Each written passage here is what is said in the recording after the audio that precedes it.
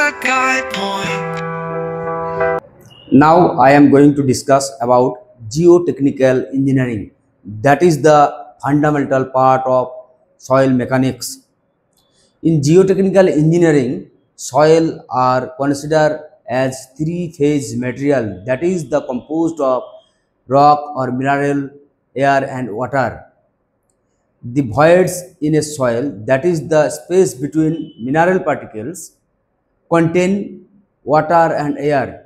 In case of perfectly saturated soil sample, the void space, that is the space between mineral particle, are completely occupied by the water, whereas in case of dry soil, the void space, that is the space between the mineral particle, are completely occupied by the air.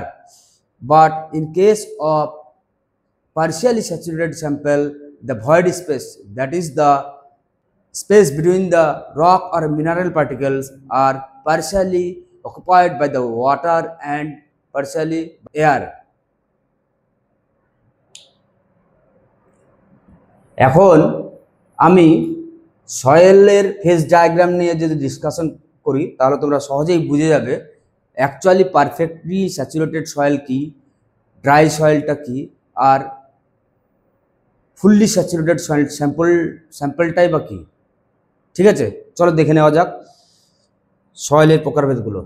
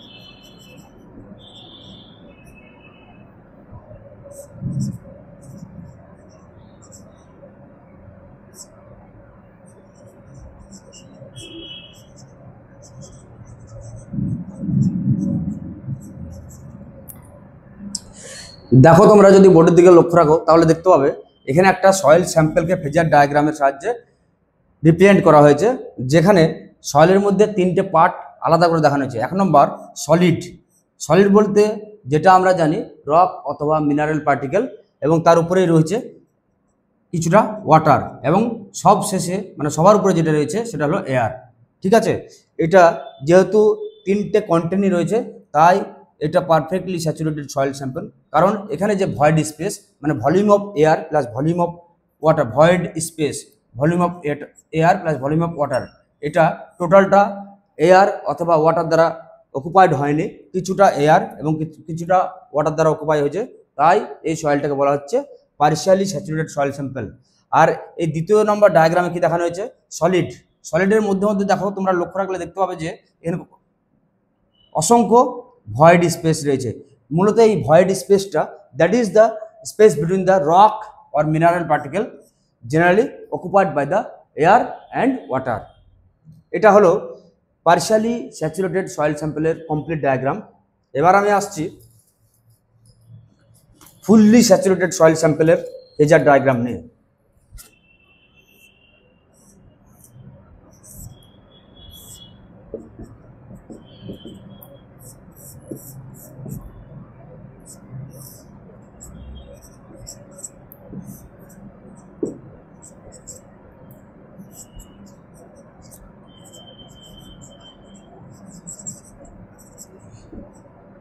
দেখো এটা হলো fully saturated soil স্যাম্পেলের ফেজার diagram. এখানে যদি লক্ষ্য রাখো তাহলে দেখতে পাবে এখানে মেনলি দুটো কন্টেন্টকে দেখানো হয়েছে, একটা solid content that is the rock or mineral particles, আর তার উপরে রয়েছে ওয়াটার। এখানে টোটাল যে void space that is the volume of void. Normally partially saturated soil স্যাম্পেলের ক্ষেত্রে হয় volume of air plus volume of water. এখানে দেখো volume of air is equal to 0, total ভলিউমটা ভলিউম অফ ওয়াটার দ্বারা অকুপাই করা হয়েছে। তাই এখানে যেহেতু দুটো কন্টেন্ট রয়েছে তাই একটা পারফেক্টলি স্যাচুরেটেড সয়েল স্যাম্পেল কখনোই 3 ফেজ ডায়াগ্রামের এক্সাম্পল নয়, এটা 2 ফেজ সয়েল স্যাম্পেলের এক্সাম্পল। ঠিক আছে, এবার আমি আসছি ড্রাই সয়েল স্যাম্পেলের ক্ষেত্রে।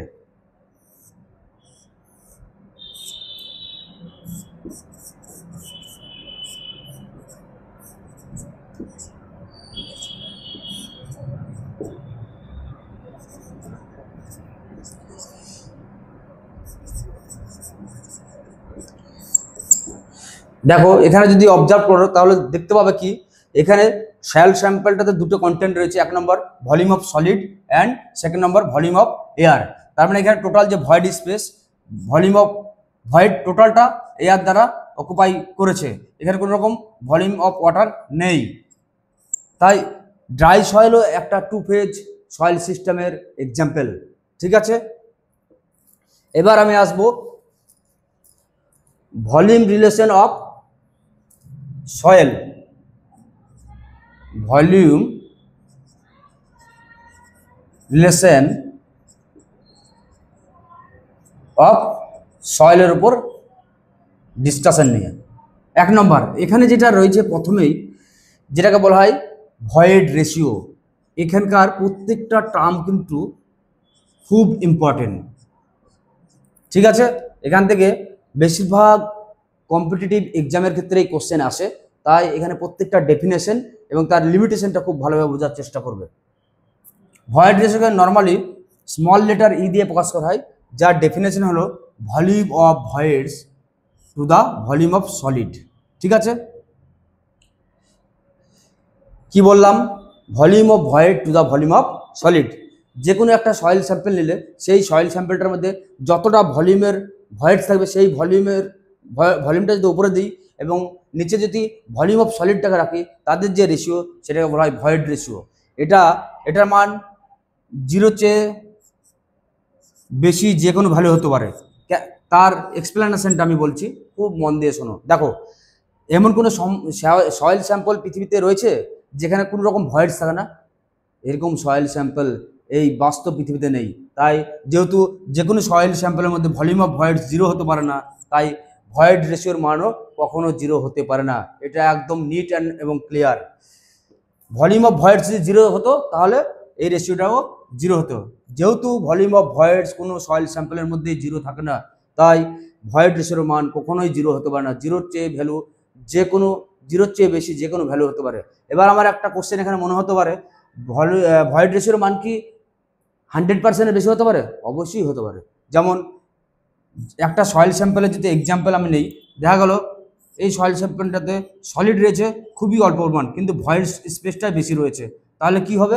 সেক্ষেত্রে volume of voids greater than volume of solid. সেই ক্ষেত্রে ভয়েড রেশিওটা অবশ্যই গ্রেটার দেন 1 হবে। 1 মিনস গ্রেটার দেন 100%। আমি আশা করি তোমরা ক্লিয়ার। এবার সেকেন্ড পয়েন্টে আসছি পোরোসিটি নিয়ে। পোরোসিটি যেটাকে স্মল লেটার এন দিয়ে ডিফাইন করা হয়। Porosity is the ratio between the volume of void to the total volume of soil sample into 100। তাহলে কি বুঝলাম? পোরোসিটি হলো যে কোনো একটা সয়েল স্যাম্পল যদি আমরা কনসিডার করি, সেই সয়েল স্যাম্পলের মধ্যে যতটা ভলিউম অফ ভয়েডস রয়েছে সেটা by total volume of the soil sample, এই দুটো রেশিও নিলে যে ভ্যালুটা পাওয়া যায় তাকে পোরোসিটি বলা হয়, এবং সেটাকে স্মল লেটার এন দিয়ে প্রকাশ করা হয়। যদি একটা আমি সয়েল স্যাম্পলের এক্সাম্পল নিই তাহলে খুব সহজেই ক্লিয়ার হয়ে যাবে। দেখো আমি যদি একটা পার্শিয়ালি স্যাচুরেটেড সয়েল স্যাম্পলই কনসিডার করি, ধরি এই ভলিউমটা ভলিউম অফ সলিড, এটা ওয়াটার, ভলিউম অফ ওয়াটার, আর এটা এয়ার, ভলিউম অফ এয়ার। তাহলে এখানে টোটাল ভলিউম অফ ভয়েডসটা কি? Volume of air plus volume of water. আর টোটাল ভলিউমটা কি আছে এখানে? Total volume is the volume of air, volume of water এবং ভলিউম অফ সলিড। এখানে দেখো তাহলে অ্যাকচুয়াল ডেফিনেশনটা কি আসছে এখানে? Volume of voids that is volume of air plus volume of water by volume, total volume that is the volume of air plus volume of water plus volume of solid. এই দুটো ratio নিলে যে ভ্যালুটা পাওয়া যায় সেটাই হলো N, that is porosity. এর পোরোসিটির ক্ষেত্রে কি লিমিটেশন রয়েছে সেটা একটু দেখে নাও। পোরোসিটির ক্ষেত্রে এনের মান 0-র বেশি হবে অলওয়েজ এবং 100%-এর কম হবে।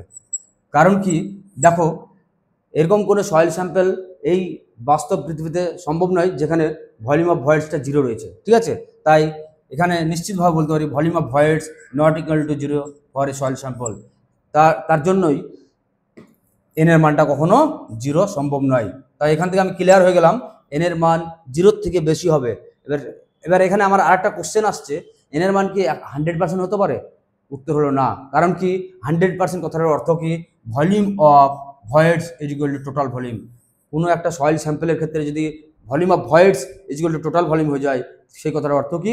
সেই সয়েল স্যাম্পলের ক্ষেত্রে কোনো রকম সলিড কোয়ান্টিটি নেই, সুতরাং সেটা কোনো সয়েল স্যাম্পল হতে পারে না উইদাউট সলিড কোয়ান্টিটি। তাই যেহেতু volume of void not equal to volume of total volume of the soil sample, তাই এখানে এনের মান নট ইকুয়াল টু 100% হতে পারে না, ঠিক আছে? তাই আমি এখান থেকে কি বুঝতে পারলাম? 0 হচ্ছে না, 100% হচ্ছে না। এবার আমি দেখছি 100%-এর বেশি হতে পারে কি? এমন কোনো সয়েল স্যাম্পল আছে যেখানে ভলিউম অফ ভয়েডসটা টোটাল ভলিউমের থেকে বেশি হতে পারে? উত্তর না। কারণ এইটা দেখলেই আমরা বুঝতে পাবো এখানে দুটো পার্ট আছে, যে দুটো পার্ট এখানে কমন রয়েছে, কিন্তু এখানে এক্সট্রা যে পোর্শন রয়েছে সেটা ভলিউম অফ সলিড। তাই কখনোই V not greater than equal to V V. তাই এই পোরোসিটির মান কখনো 100%-এর বেশি হতে পারে না। তাহলে টোটাল যে লিমিটেশনটা দাঁড়ালো সেটা হলো পোরোসিটির মানটা অলওয়েজ 0-র থেকে বেশি এবং 100%-এর থেকে কম হবে। আশা করা যায় তোমরা ক্লিয়ারলি বুঝতে পেরেছো। এবার আমি আসছি ডিগ্রি অফ স্যাচুরেশন নিয়ে ডিসকাশনে। Degree of saturation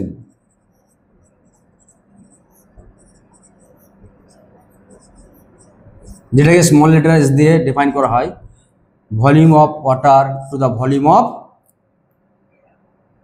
ভয়েডস into 100%।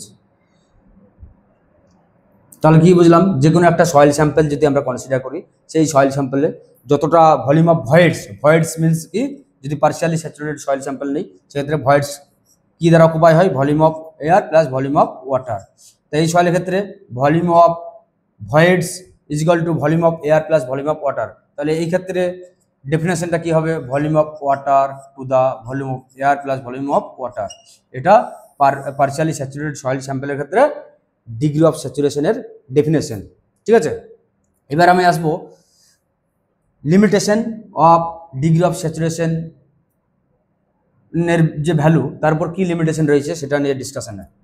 দেখো আমি একটা এখানে লিমিটেশন লিখলাম যে ডিগ্রি অফ স্যাচুরেশনের মান 0 হতে পারে এবং 1 দ্যাট ইজ 100% হতে পারে। সেটা কীভাবে হচ্ছে আমি বুঝিয়ে দিচ্ছি।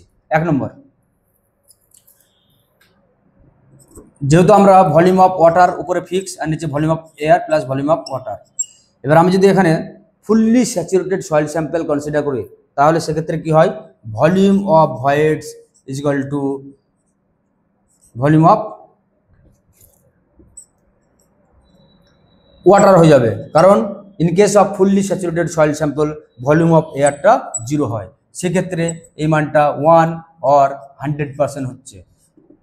এবার যদি আমি ড্রাই সয়েল স্যাম্পল নিই সেক্ষেত্রে কি হয়? ভলিউম অফ ভয়েডসটা is equal to volume of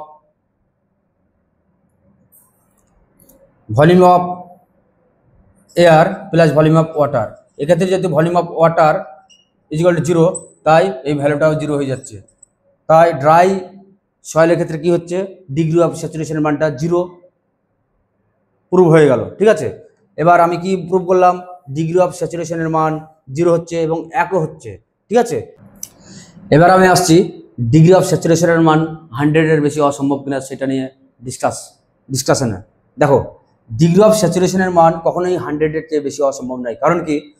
total যে ভলিউম অফ ভয়েডস এটার চেয়ে যদি ভলিউম অফ ওয়াটার এই ভলিউমটা যদি বেশি হয়ে যায় তখনই ওটা সম্ভব। এবার ভলিউম অফ ভয়েডস বলতে আমরা কি জানি, volume of air plus volume of water. ঠিক আছে, তা কোনো সয়েল স্যাম্পলে যদি এয়ার নাও থাকে সেক্ষেত্রে টোটাল যে ভলিউম অফ ভয়েড সেটা কখনোই ভলিউম অফ ওয়াটারের চেয়ে বেশি হচ্ছে না, সমান হতে পারে। তাই ডিগ্রি অফ স্যাচুরেশনের মান 100 হতে পারে, not greater than equal two 100%। এটা সম্ভব নয়। ঠিক আছে, এবার আমি কি দেখলাম, জিরোর চেয়ে বেশি, জিরো তো হলো, এবার জিরোর চেয়ে বেশি হওয়া সম্ভব না। ঠিক আছে, দেখো ভলিউম অফ ওয়াটার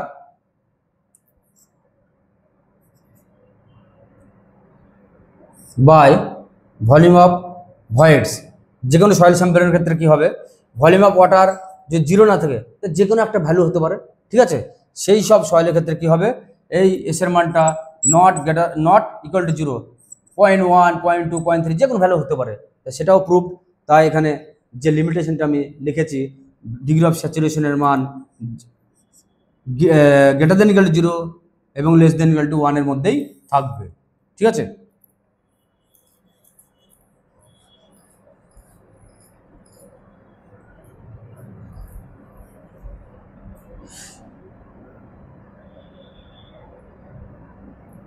এবার আমি আসবো এয়ার কন্টেন্ট নিয়ে। Air content is the volume of air to the volume of voids. একটা সয়েল স্যাম্পল কনসিডার করলে সেই সয়েল স্যাম্পলের মধ্যে যে ভয়েড স্পেসটা থাকে সেই ভয়েড স্পেসটার যতটা পরিমাণ ভলিউম অফ এয়ার দ্বারা অকুপাই হয় সেই ভলিউমটা বাই টোটাল ভয়েড স্পেসের যে রেশিও সেটাকে বলা হয় কি, এয়ার কন্টেন্ট। এবার আসছি percentage air ভয়েডস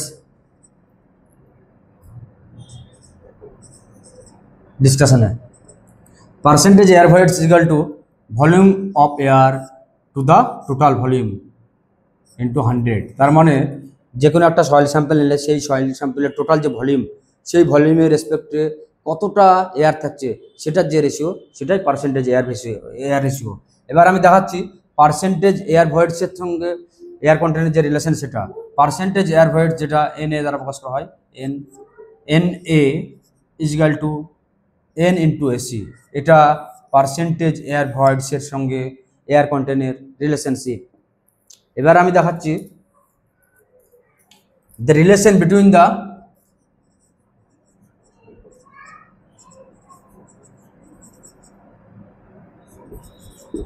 void ratio and porosity। এটা মনে রাখবে, void ratio E is equal to, আচ্ছা porosity N is equal to E by 1 plus E। এই রিলেশনটা মনে রাখবে, যে কোনো অঙ্কর, এটা প্রুফ দেখালাম না, যে কোনো অঙ্কের ক্ষেত্রে এটা মোস্ট ইম্পর্টেন্ট। ছোট ছোট যে অবজেক্টিভ টাইপের ম্যাথ আছে সেক্ষেত্রে এটা অনেক সময় কাজে লাগে, তাই এটা মনে রাখতে হবে। ঠিক আছে, এটা অনেক সময় সরাসরি MCQ কোশ্চেনও দিয়ে দেয়। আমি আমার এই ভিডিওতে ভলিউম রিলেশনশিপ নিয়ে ডিসকাস করলাম। আমি আমার নেক্সট ভিডিওতে ওয়েট রিলেশনশিপ আর আদার্স যে সব সয়েলের রিলেশনশিপগুলো রয়েছে সেগুলো নিয়ে আরও ডিটেলস বলবো। আজ এই পর্যন্তই।